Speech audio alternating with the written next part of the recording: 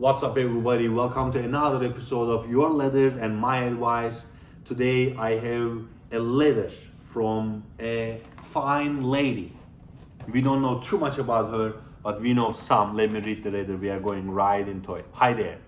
I hope you can shed some light on something that has been on my mind.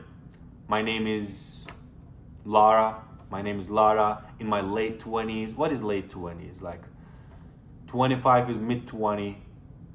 29 is late 20. I guess we'll call it 29. Okay, that's pretty late for a 20. Just so there is no confusion. In my late 20s, I am starting to feel a bit anxious about finding a serious long-term partner. I've done the whole dating scene, the apps set up by friends, chance meetings at coffee shops, and it has been fun. But now it's like I'm hitting a wall. It seems like everyone I meet is either not ready for something serious or we just don't click on at that deeper level. I'm looking for a real connection, someone to share life's ups and downs with, but it's turning out to be way harder than I thought. I've seen friends settle down, get married, start families, and it's beautiful, but it also makes me wonder, why hasn't that happened for me yet? Why not, Lara? I worry sometimes that maybe I'm too picky or maybe I'm doing something wrong. I'm independent, I have a good job, I think I have a lot to offer, but this part of my life just feels stuck. How do I navigate this part? Is there a different approach I should be taking? I don't want to settle, but I also don't want to miss out on having a meaningful relationship. All ears for advice or insights on how to find that special someone who is looking for the same things I am. Thanks much for your attention. Warm regards. Lara, you are looking for somebody serious in an app. I don't know. It's hard. It's not impossible. I actually have friends who got married. They met on, like out of all the apps, they met on Tinder actually. It's possible. But let's go back. I think in this scene, and especially about my friends who got met and then they got married on Tinder, they met on Tinder. It was 2014 or 15. But now we are living in a different area after COVID, with the climax of Instagram being the biggest dating app, and there's Hinge, there is Bubblebees, there is Tinder, there's 500. I see the commercials for these things all the time myself, because I am in the demography. But look at this.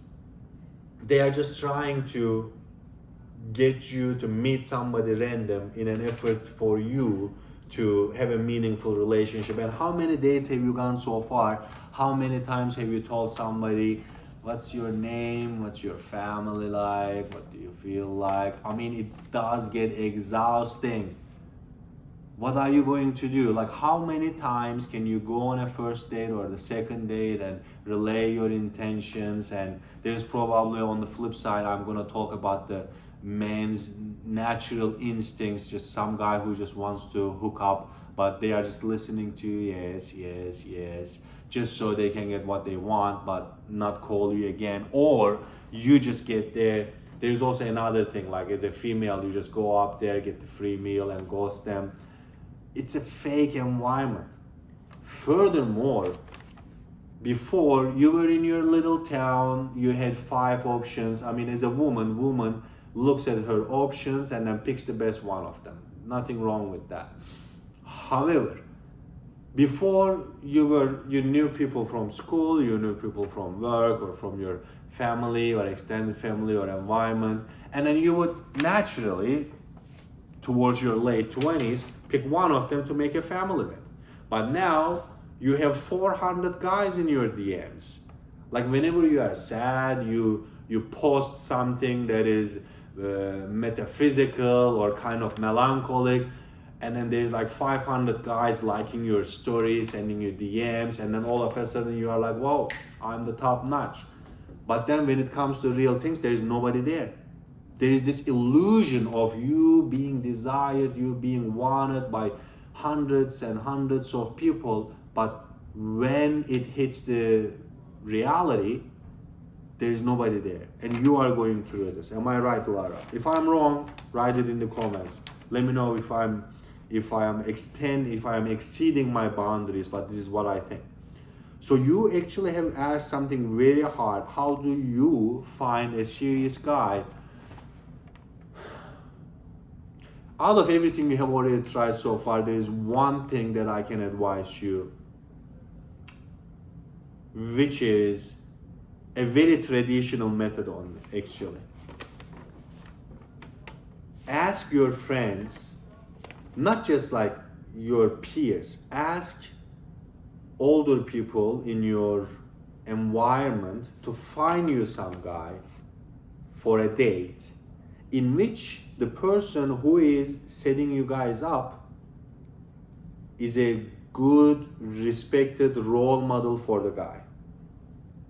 See, if I'm on an app, there's nobody I'm responsible for. There's nobody that I have to hold my reputation for. So I can look like I'm serious, I'm into this, I'm interested, but in reality there is nothing that is tying the guy to his reality with his words. So ask relatively older people to set you up with somebody. This might be very hard. This might be very old school, spider web traditional approach, but a guy has to be responsible for his reputation outside of you in his wider circle. People have to know that you guys are dating, you guys are going into it with a certain intention, and then it's okay if it doesn't work. It doesn't have to work. You don't have to, fantasize about marrying the first guy that your grandparents set you up, or like this guy at work set you up. But there has to be a level of reputation for the guy to lose it. So this is not to make anything, but so you know that whatever the guy is saying to you, he will be responsible. Very traditional approach. I don't know what else to say. I like traditions. But if you try to go out and about, and especially in your late 20s, it is very hard, because at that point, the people who want to have a dependable, safe, secure family life, honestly, this is a very common point of dispute maybe, but after 30s, the options that guys have is tremendously higher than the options that women have. In the 20s, women have way more options to date than men. And after 30s, that scale gets tipped drastically. And it just gets tipped more and more and more as the age goes by. So you are still in your 20s, you still have a little bit of an upper hand. Play your cards wisely. Find somebody, through somebody else, that the guy you are meeting is understanding that whatever he is saying with you will affect the rest of his reality. So he is not just goofing off, he is not